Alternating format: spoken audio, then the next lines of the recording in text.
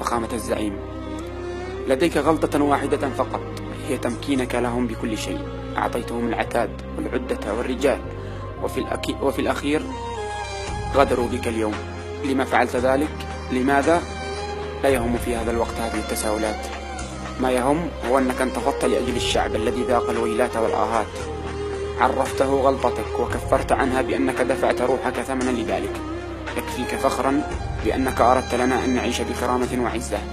لم ترضى لنفسك الذل ولا المهانة. كنت في ميادين العزة والبطولة والشرف تقاتل لأجل الوطن والجمهورية. يوجد الكثير من الفقراء من يتشفون بموتك. لا يهم، سيعرفون قيمتك قريبا حين يداسون بالأقدام. أخيرا يا فخامة الزعيم، كن بخير في مرقدك، فالوطن مليء بمن سيمضون في طريقك، وسيأتي ذلك اليوم الذي يمكننا من النيل من هؤلاء الكهنة.